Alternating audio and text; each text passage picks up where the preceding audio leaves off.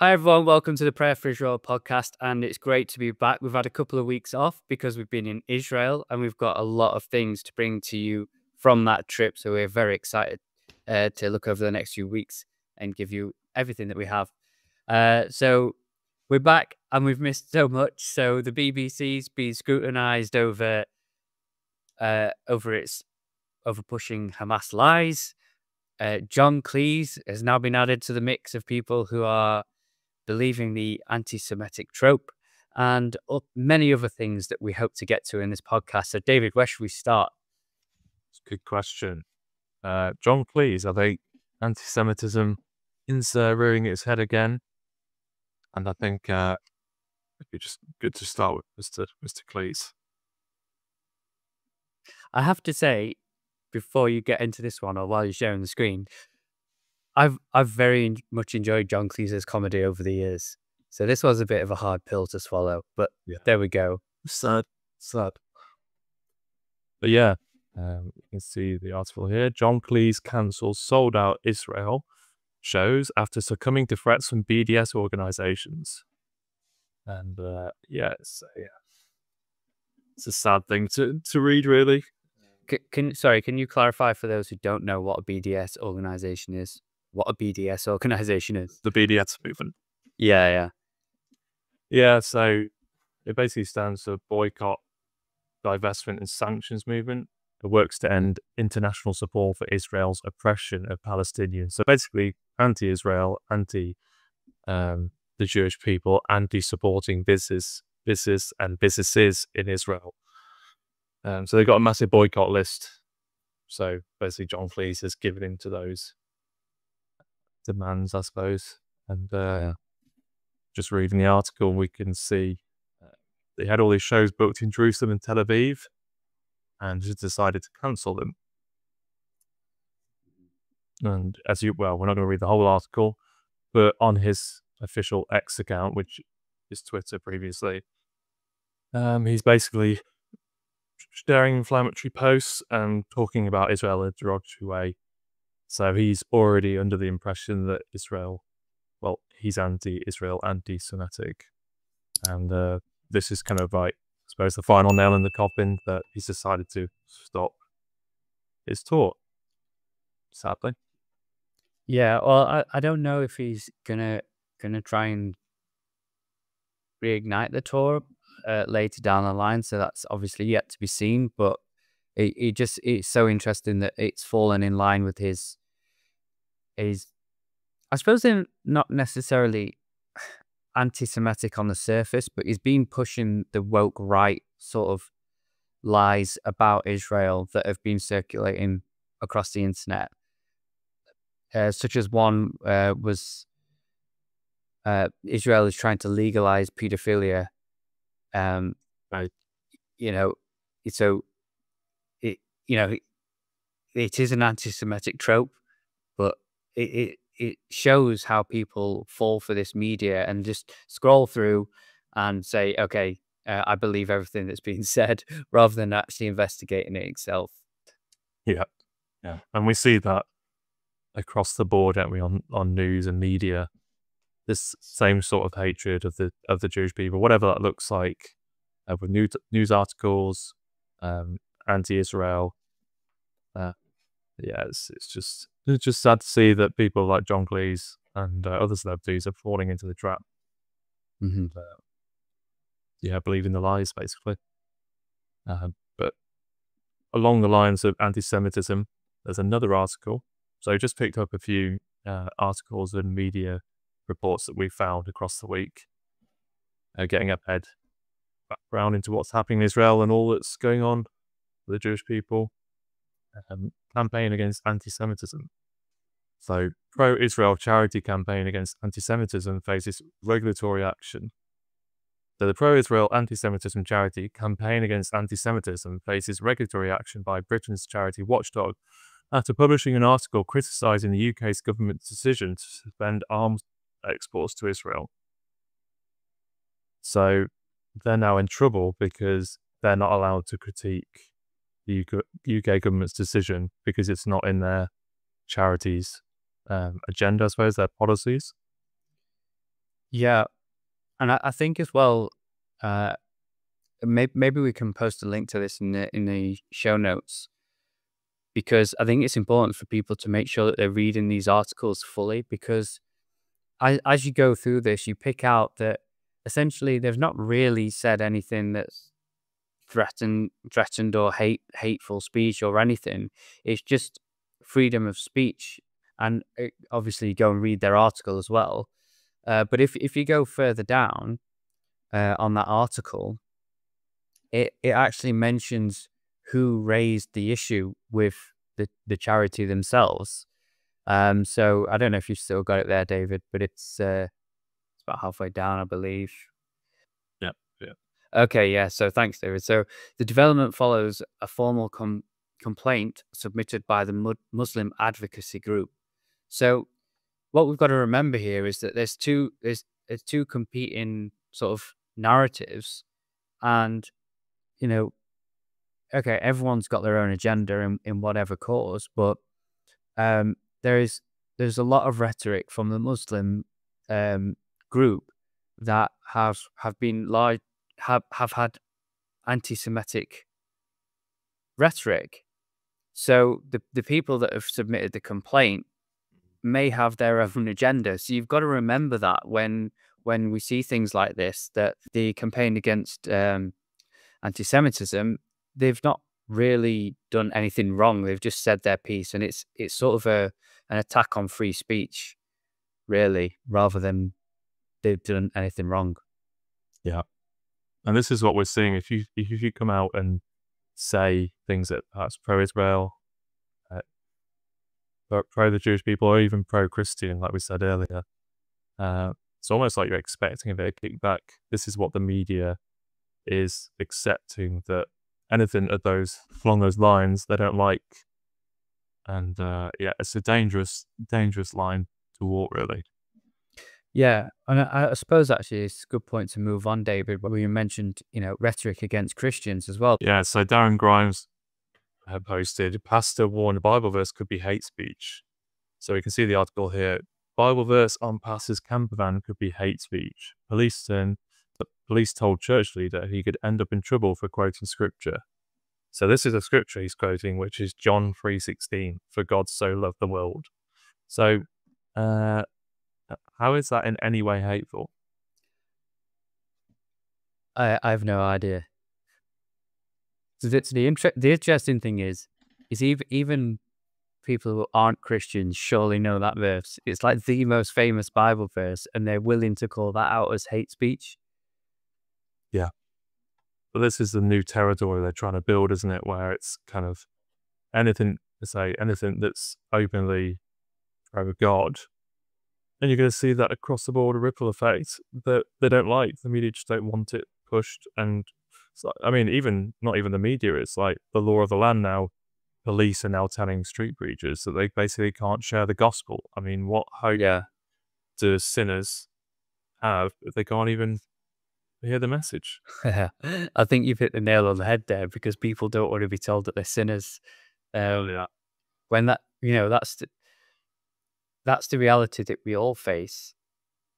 Yeah. Even Christians, they're coming to that conclusion that they themselves are sinners. So when they say somebody else is a sinner, it's not like saying, "Oh, I just hate everything you do and it's you as a person." It's not actually a hateful thing to say that, because we believe that about ourselves.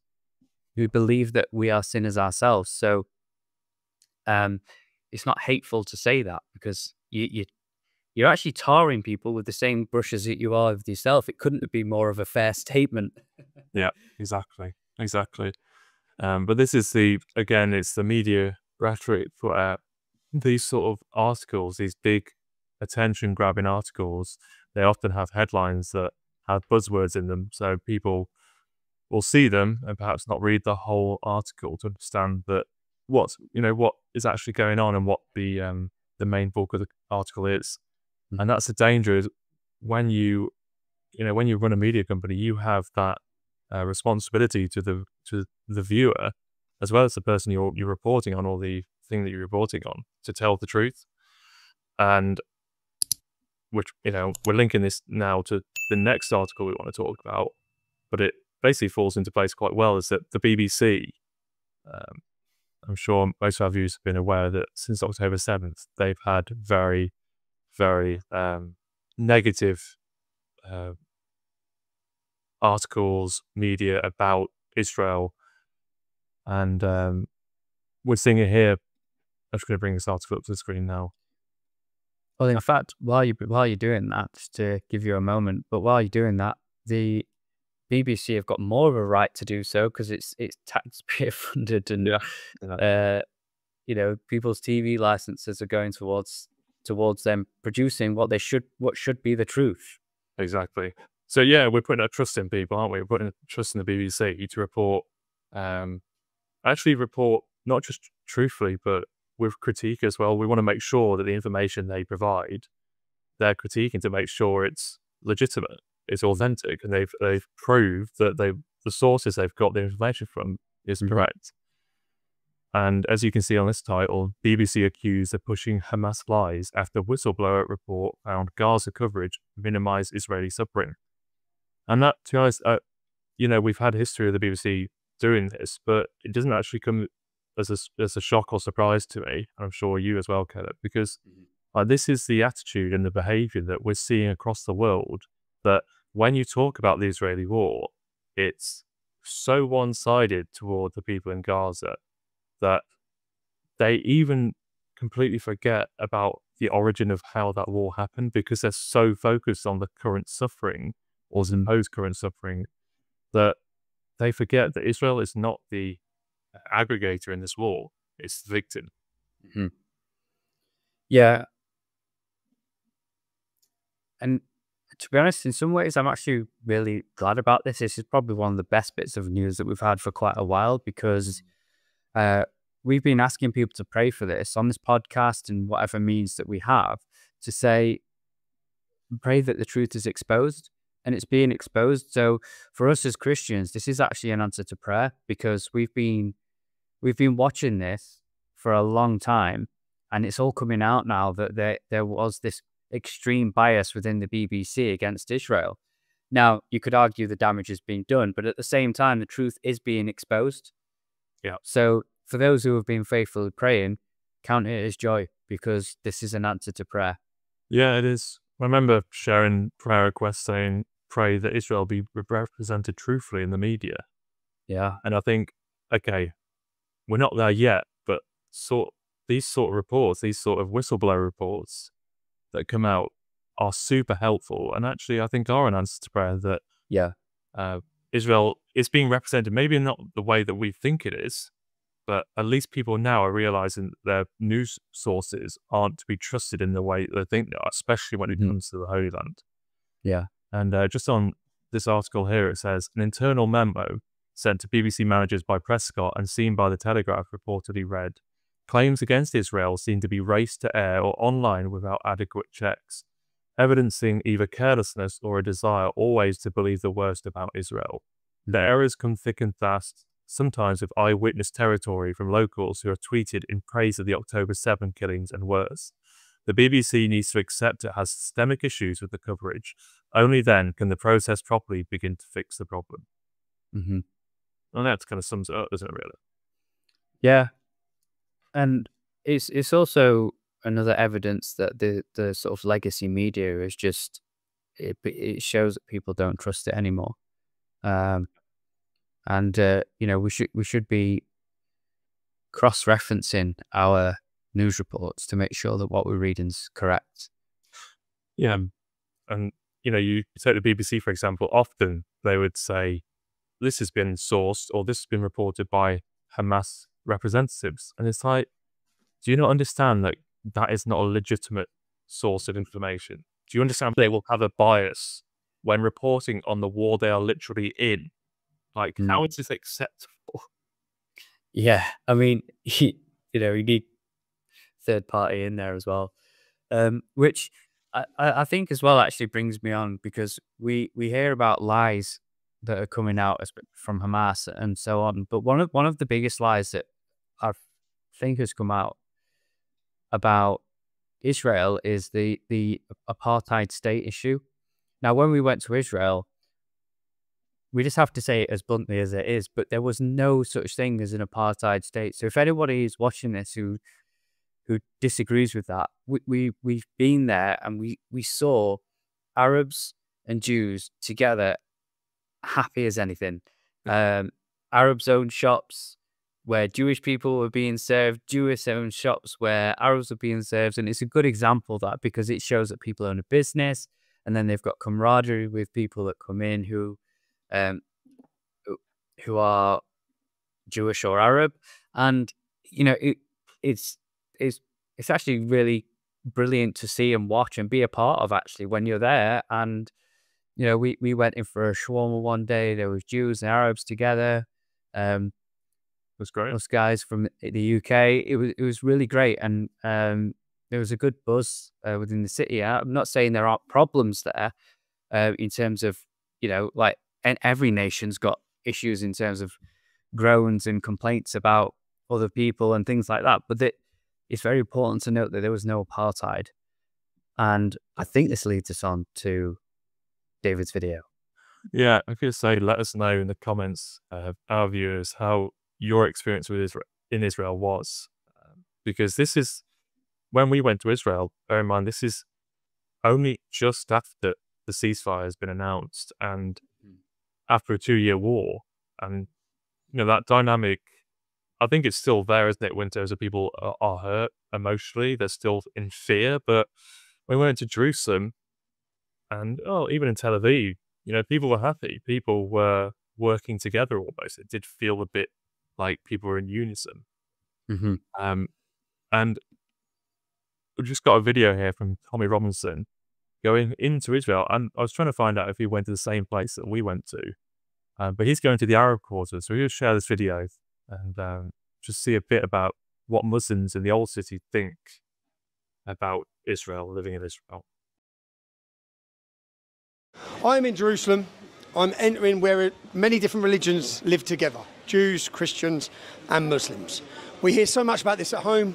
We hear views propagated by media, by commentators about what it's like for Muslims living here. So I thought, as I'm in Jerusalem, I'm going to travel to the Muslim quarter. I'm going to speak to Muslims that live here and own businesses and see what it's like for them living under the state of Israel. Is it fair? Is it balanced? Do they face oppression? Do they face discrimination? Whether they like it, whether they'd rather live under the Palestinian Authority, whether they feel Israeli or feel Palestinian. Just lots of questions I want to ask from them, the people who actually live here. Can I ask you, what's it like living in Jerusalem? I guess, are you a Muslim? I'm Muslim, yeah. What's it like living in Jerusalem as a Muslim? It's a holy place. It's a holy place? Yeah. It's okay, no problem. No problem. No problem. As a Muslim living in Israel, what's it like? Good. It's good. Yes. So you as a Muslim, growing up here, we're in the Muslim quarter. Have you faced discrimination, unfair treatment, or? No, I don't feel nothing. I feel safe. No problem here. I have here before 60 years here. My father, grandfather, yeah. So that's no problem with me. No it's problem. Okay, yeah. Good life. Good life. Are you happy here? Muslims, of course I'm happy. Even it's hard, I am happy. I'm happy every day I come to my work. I am happy I live here in the old city. I optionally live here, I work here, I happy here. Thanks. Yeah, I'm just going to stop there because we're running out of time. But I just want to kind of, this video, it's not just a video of asking Muslims what they think of Israel. It's Holly Robinson going through the old city in Jerusalem. That's Arabs, Arab shopkeepers, Arab communities living in Israel, working in Israel, having their livelihood in Israel, having a community in Israel, in Jerusalem. And I'm thinking, if you told that to people, that there are Arabs living in Israel, which I don't think people even understand there's between 2 to 3 million Arabs living in Israel, but they're not just living in Israel, they're thriving in these areas like Jerusalem, which is, to me, I feel like there's not enough emphasis that people have for Arabs living in Jerusalem and actually having a livelihood in Jerusalem. Yeah. I mean, it speaks for itself, really. I think if people are under the illusion that there is an apartheid state, please investigate further. And, you know, I recommend going there. We've got so much to share with people that we can't actually wait to get it out there. But just if go there, it would be really good for you to see what it's actually like in Israel, and to actually inform your perspective on what is right instead of relying on the media and everything. Go there if you have the opportunity. I highly recommend it, and come back and tell other people what you found, because I'm sure it'll be different to what the media is saying. Exactly. And when we went there, we went to to bring up a photo. But on our last day in Israel, we went to get some food. Quite a popular restaurant in Tel Aviv called Reuben's. Not sure if some of our viewers may have gone there. Let us know. They do a great schnitzel and shallot bread sandwich. It's good, yeah. That was solid, yeah. But we spoke to the person running the place and took our order. We went and sat down and started eating. We turned around and there's, just going to explain this photo here. There's the manager on the right in black, Jewish man, and the tablet behind him is how you order the food. And the only languages are Hebrew and English. And on the left, the Arab Muslim man asking the Hebrew man if he could order for him because they don't have Arabic as a language. Is that right? Yeah, that was right. And it was good. They were like, laughing and talking together, friendly. It was normal, but it sort of shattered that argument that is being made about Israel. Because there's people right there living in unity, and they're actually doing it better than what we do in the UK. So, people in the UK, if you're saying there's an apartheid in Israel, then maybe look closer to home. I'm not saying there's an apartheid in the UK. I'm just saying, if that's your view of what an apartheid is, maybe we should look at how things are in the UK instead, because they actually do it better than we do. And we struggle to have mixed communities in the UK. So maybe food for thought is all I'm saying. I think it's a positive thing as well, just to wrap up, just the Tommy Robinson video, our experience in Israel, we're seeing people live alongside each other. We're seeing these people, okay, like I say, they might be overwhelmingly in unity, but hey, they will live alongside each other, I think that's a prayer answered already, that Jewish people and Arab people are tolerating each other, and they actually are working together almost in some of these capacities. So yeah, really great to see it. It's probably the most normal you're going to get in this world. So with that note, thank you everybody for watching, and we hope this content is fruitful for you and gives you food for thought. And please let us know in the comments what you think about your experiences. And we can't wait to bring you so much more about what we've learned in Israel. So watch this space, and we'll see you soon. God bless you all. Bye-bye. God bless, guys. Bye-bye.